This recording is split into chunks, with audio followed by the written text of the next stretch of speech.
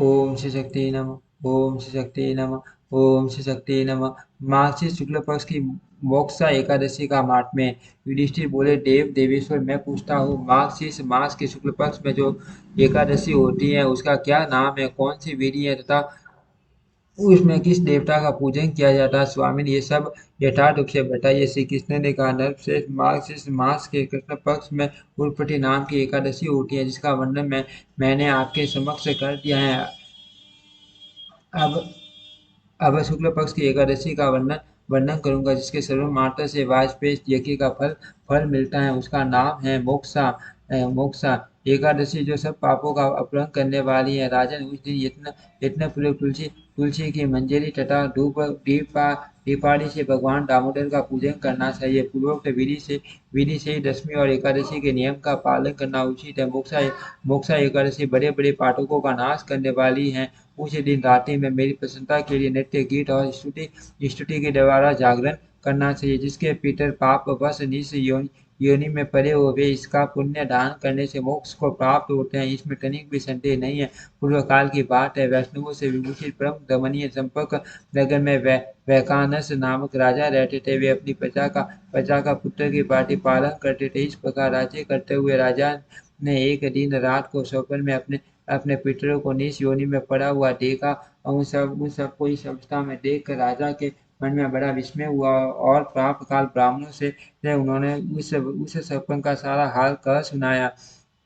राजा बोले, ब्राह्मणों, मैंने अपने पितरों को नरक में गिरा देखा है। वे बारंबार रोते हुए मुझसे यो कह रहे थे कि आप हमारे तनुज हो, इसीलिए इस नरक समुद्र से हम लोगों का उद्धार करो। देवीश्वरों, इस रूप में मुझे पितरों के दर्शन हुए हैं। इससे मुझे मुझे चैन नहीं मिलता। क्या करूं, कहाँ जाऊं? मेरा हृदय ढूंढा जा रहा है। दिविजोत्तम, वह व्रत, वह तप और वह योग जिससे मेरे पूरे तत्काल नरक से छुटकारा पा जाए, बताने की कृपा करे। मुझ बलवान एवं साहसी पुत्र के जीते जी मेरे माता पिता घोर नरक में पड़े हुए हैं। अतः ऐसे पुत्र से क्या लाभ? ब्राह्मण बोले, राजन, यहाँ से निकट ही पर्वत मुनि का महान आश्रम है। वे भूत और भविष्य के भी ज्ञाता है। नरश्रेष्ठ, आप उन्हीं के पास चले जाइए जाइए ब्राह्मणों की बात सुनकर महाराज बैका न शीघ्र ही पर्वत मुनि के आश्रम पर गए और वहां उन मुनि श्रेष्ठों को देखकर उन्होंने दंडवत प्रणाम करके मुनि के चरणों का स्पर्श किया। मुनि ने भी राजा से राज्य के सातों अंगों की कुशल पूछी। राजा बोले, स्वामी,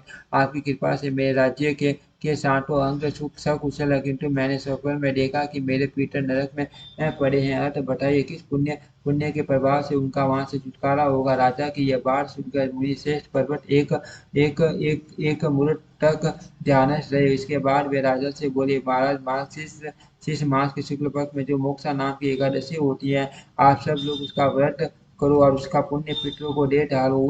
उस पुण्य के प्रभाव से उनका नरक से उद्धार हो जाएगा। भगवान श्री कृष्ण कहते हैं, युधिष्ठिर मुनि की यह बात सुनकर राजा पुनः अपने घर लौट आए। जब उत्तम मास शीर्ष मास आया, तब राजा बैकानस ने मुनि के कथनानुसार मोक्षा एकादशी का व्रत करके